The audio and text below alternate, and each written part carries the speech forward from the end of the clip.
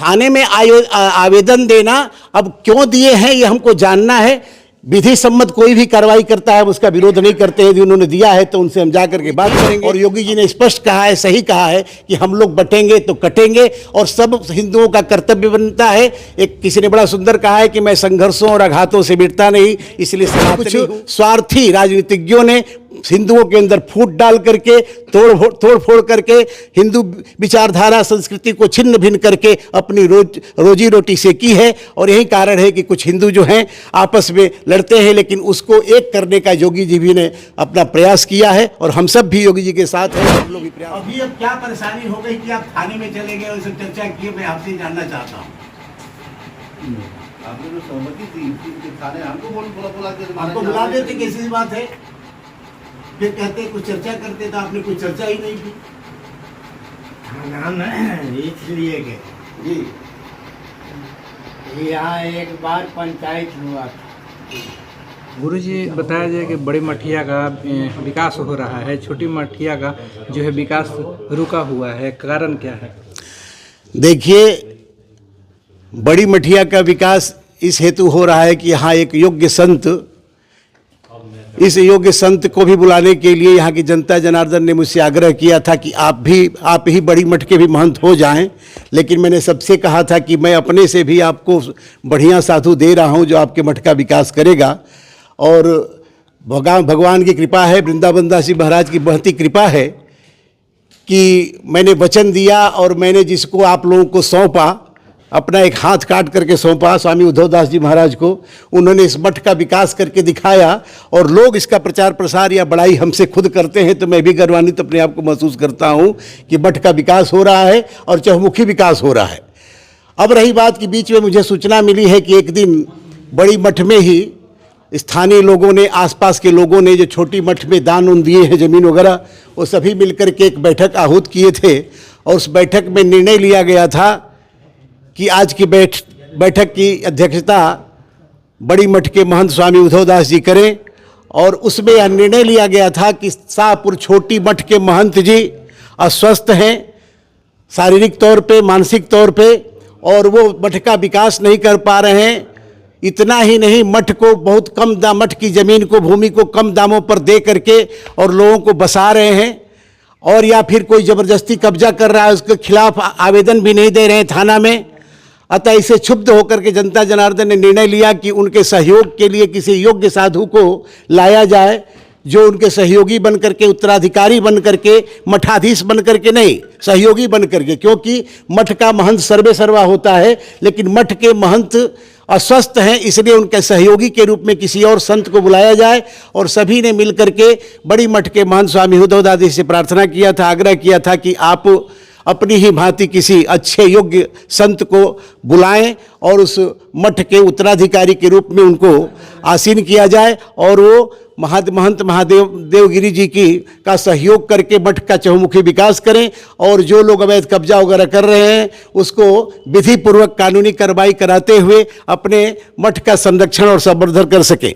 उस हेतु उस बैठक में पास किया गया और बड़ी मठ के महंत स्वामी उद्धव दास जी महाराज ने सबको बताया कि हम एक अखाड़े के महंत से बात किए हैं और वो अपने शिष्य को इस मठ के उत्तराधिकारी के लिए भेजने की सहमति प्रदान कर दिए हैं। अतः आप लोग जब चाहें तब हम उनको बुला सकते हैं और शनिवार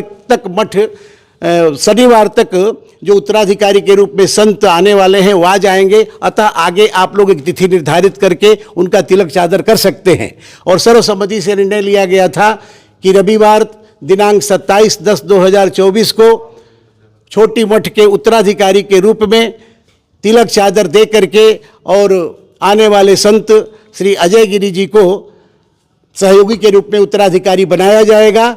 और उसी के लिए आज सभी लोग एकत्रित हुए हैं कि चल करके उनको उत्तराधिकारी का चादर तिलक दिया जाए ताकि मठ का संरक्षण संवर्धन हो सके और जो मठ को लूटा खसोटा जा रहा है या बेचा जा रहा है उस पर रोक लगाई जा सके। क्योंकि ये धर्म की संपत्ति है। आप सभी को मैं बता देना चाहता हूं कि धर्म की संपत्ति, वहां का मठ भी के महंत भी बिना कर्म किए खाता है तो उसको नहीं पच सकती है। तो आप लोग कैसे पचा पाएंगे या कोई कैसे पचा पाएगा। तो सबका कर्तव्य है कि संत जो होता है स्व को जान करके सर्व के लिए जीता है और जगाता है कि आप लोग भी अपने आप को जानिए कि आप कौन हैं। और इस हेतु संत जो है महंत का रूप लेकर के, महंत बन करके किसी आश्रम में और प्रचार प्रसार करके और उस गांव नगर के विकास के लिए कोई न कोई एक योजना बना करके स्कूल कॉलेज इत्यादि की स्थापना करता है, ताकि सभी लोग पढ़ लिख करके और एक विचारधारा से संगच्छध्वम संबद्धध्वम संभूमनांसि जानताम की भावना से मठ का विकास करें और समाज का ही विकास हो। समाज जो शिक्षा से पिछड़ा हुआ है शिक्षित हो करके और सबकी विचारधारा एक बन करके और इस देश के कल्याण के लिए सोचे। इस भावना से सभी लोग लगे हुए हैं।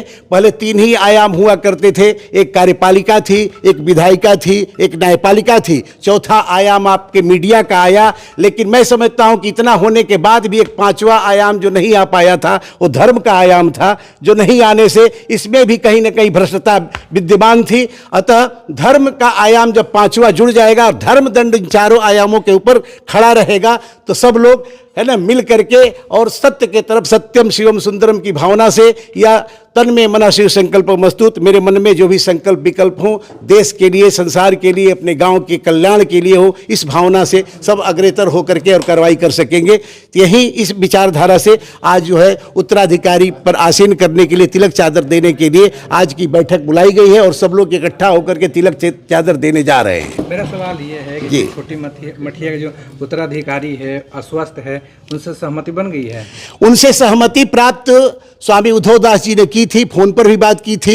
एक दिन किसी और को साथ लेकर के भी उनके पास गए थे। उन्होंने कहा था कि आपको नहीं हटाया जा रहा है, किसी को महंत नहीं बनाया जा रहा आपके बदले, बल्कि आपके सहयोगी के रूप में आपके लिए एक युवराज बनाया जा रहा है, जो युवराज आपके साथ मिल करके मठ का विकास करेंगे। चूंकि आप चलने फिरने में असमर्थ हैं, मानसिक रूप से असमर्थ हैं, अतः आपको एक युवा और योग्य सन्यासी दिया जा रहा है जो आपका सहयोग करके और आश्रम का विकास कर सकेगा। पता चला है कि उनके एक सहयोगी है, वो थाने में आवेदन भी दिए हैं। नहीं, थाने में आवेदन देना अब क्यों दिए हैं ये हमको जानना है। विधि सम्मत कोई भी कार्रवाई करता है उसका विरोध नहीं करते हैं। यदि उन्होंने दिया है तो उनसे हम जा करके बात करेंगे। हम लोग के पक्ष से भी लोग थाने में गए हैं और अपनी बात रखे हैं और जो था क्या सही है, क्या उचित है, क्या अनुचित है, थाना या प्रशासन चिंतन मनन करके उसके ऊपर जो उचित कार्रवाई हो कर सकेगा। इसके लिए वो भी स्वतंत्र है, सबको स्वतंत्रता है और हम भी स्वतंत्र हैं और वो भी स्वतंत्र हैं। योगी आदित्यनाथ जी एक नारा दिया है कि बटेंगे तो कटेंगे, एक रहेंगे नेक रहेंगे, तो आपस में ही कट रहे हैं, तो कैसे एक रहेंगे?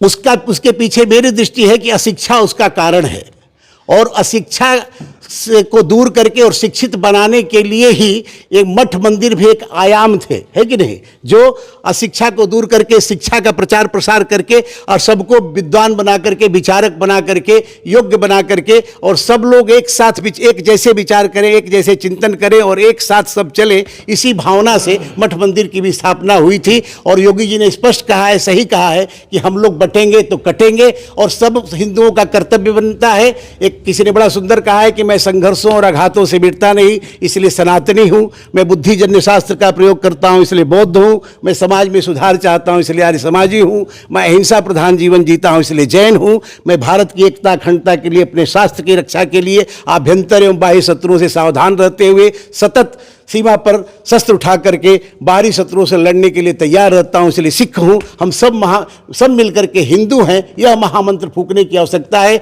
लेकिन कुछ स्वार्थी राजनीतिज्ञों ने हिंदुओं के अंदर फूट डाल करके, तोड़ फोड़ करके हिंदू विचारधारा संस्कृति को छिन्न भिन्न करके अपनी रोजी रोटी से की है। और यही कारण है कि कुछ हिंदू जो हैं आपस में लड़ते हैं, लेकिन उसको एक करने का योगी जी भी ने अपना प्रयास किया है और हम सब भी योगी जी के साथ हैं और हम लोग भी प्रयासरत हैं कि सभी हिंदू एक साथ रहें। कोई अंतर नहीं है ये, बल्कि लोकतंत्र के माध्यम से जो राजनीति हो रही है, इनके आने के बाद ज़्यादा हिंदू छिन्न भिन्न हुए हैं, एक दूसरे के छुआछूत की भावना लाए हैं, जिसके पहले ऐसी छुआछूत नहीं था। हम हर जिसको आप ये लोग चर्चा करते हैं कि अछूत है, हमारे यहाँ कोई अछूत नहीं था। हम सबको मान्यता देते थे। हमारे यहाँ जो बच्चा पैदा होता है उस दिन जो माता आती है और नार काटती है बच्चे का, सबसे पहले उसका, है कि नहीं, उसकी आवश्यकता पड़ती है। तो हमारे समाज में सबकी आवश्यकता है और जो जैसा कर्म करता है उसके अनुसार उसको संज्ञा दी जाती है। उसी को हमारे यहाँ जाति कहा जाता है।